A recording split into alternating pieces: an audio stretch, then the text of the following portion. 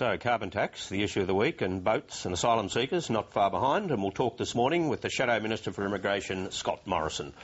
First, we'll see what the Sunday papers are saying around the country, and shambolic scenes at the Victorian State ALP conference. Yesterday, Mark Kenny, it seems that people were in short supply.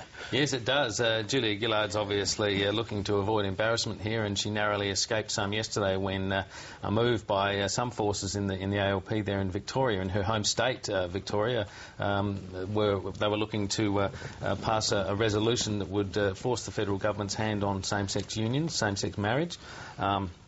But it turns out that they couldn't get a quorum. Amazing scenes, really. In the end, what is more embarrassing? OK, they take a position on gay marriage that a lot of people in the community support, or the fact that you couldn't get a quorum at a state conference? Well, I suppose, I think the primary issue is in the longer term going to be more embarrassing for them. I do think it presents a sort of an image problem for the government. And it makes it hard for people to work out what it is that Julia Gillard stands for. But it does say something pretty significant about the state of the ALP. I mean, we've seen some footy games here in Melbourne over the weekend where there's 80,000 people at the game. There's no shortage of people around, but they're not obviously at the ALP conference, notwithstanding that Labor just won a federal election less than a year ago. And Karen, they were short a quorum, but not many people had to go home for that to happen. Well, no, I think it was 5 or something, you know. It was like really where someone goes to the toilet and you haven't got a quorum. And what does that say about the attendance at a conference? What is the point of having a conference if you can't discuss policy? And you have to strategically stage a walkout to... that you had to discuss, what the policies of the party should be. They can't even bring themselves to do that these days. I think it's pathetic. Yeah, we're going to lose this debate, so let's pull a few people out and pull a technical stunt that there's no quorum. I mean, that's pretty... it's student politics, isn't it? And what Julia Gillard wanted to do in her speech were two things, really, to call for some courage from the party on carbon tax and also to point up Tony Abbott's negativity. Here's part of what she had to say. It's because they know that in 2012 this mindlessly negative campaign will be exposed before every Australian. When Australia has a carbon price, when households are generously assisted, when jobs continue to grow, when the sun rises in the east, cows keep giving milk, chickens still lay eggs. Tony Abbott said of himself that he is John Howard and Bronwyn Bishop's political love child. Well, heavens knows that's bad enough. But the truth is, he is acting more like the love child of Sarah Palin and Donald Trump. Now, Karen, the Herald Sun thought that was a bit rough. Yes, the headline in the Herald Sun was battling PM hits below the belt. I have to say, I think, that presumes that she did some damage with that line. I heard that and thought, is that the best she can do, really? That was kind of lame to the extreme. I don't know why you would bother making a joke like that using American analogies. Anyway, yes, the story in the Herald Sun talks about that speech and talks about her, that particular line. It talks about also the fact that she arrived late, was ushered onto the stage from a side door and left as soon as she finished speaking, and contrasting this with the John Howard style of entering a conference room from the back and shaking hands on the way in. I'm not sure, to be honest, that would have done her any favours if she'd done it that way anyway. But she did also talk about the year of decision and delivery, which always to me just sounds like the flip side of all talk and no action, which was the criticism of the Labor government over the carbon tax. I don't think it's a particularly useful response to that either, because it doesn't say what you're going to deliver or what you're going to decide. It allows everybody who hears that to make their own decision about whether you've delivered what they expected or not. What did you make of the speech, Nikki? Well, I think it did damage someone, but it wasn't Abbott. I thought it was Gillard.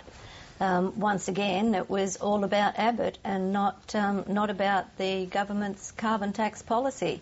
And I think what she needs to do is hone her arguments on carbon tax, why she wants to put one in, why we need it, and forget about sledging Abbott. If that needs to happen, it should be done by someone else, not by her, and it just blew her whole speech out of the water. Well, it does undermine your own argument when you're saying he's being relentlessly negative, and then you dedicate your whole speech and being negative about him. You sort of think, well, where's the positivity, where's the confidence in your own policy, where's the front foot response to things? Well, I suppose that's right, but this is an ALP conference. I mean, that has a particular character, that kind of speech, so it's a speech to your troops, revving them up, and part of that involves there was no one there to listen to it. She was speaking speaking to a much wider audience. But even at the speeches aside, she tends to mirror what Tony Abbott does. They think it's a joke that he's going around the country wearing silly hats and standing up in front of a pile of Weet-Bix, but then she seems to want to do the same thing on a daily basis. She has to do the same kind of picture opportunity. Well, I mean, I work in television. We like having pictures to work with. That's fantastic. But I have to say that the week after the budget, or the few days after the budget, I didn't understand why we saw her at the Institute of Technology chopping up ducks and putting things on her head. And I would have thought you'd have her standing, you know, in the Blue Room where they do their news conferences, saying this is a serious budget, it's about serious things, and we're serious about cutting spending and getting to surplus. But that wasn't serious. It was frivolous, and it demeaned the budget, and it reduced the debate to the Tony Abbott's turf, which I just didn't see the logic in. So we have two opposition leaders. We don't have a Prime Minister. We have two people carrying on like opposition leaders. And the impression is that it's just chaos. I just feel it feels like chaos. I think they're both doing a sort of a political version of planking. You know, they're just sort of pulling stunts in various places, and there's not really a lot to be said. 2 years after an election. Nikki, not all roses, a bed of roses on the other side either, apparently. A report this morning that Tony Abbott and Joe Hockey may have had a heated telephone conversation pre the budget. They did, over the question of family trusts. Hockey went out some time ago and floated a proposition that family trusts might be taxed in the same way as companies, and then he had to pull back pretty quickly the next day. Because it was an issue that hadn't actually been passed by the shadow cabinet. Now, there was a conversation between Abbott and Hockey about this after.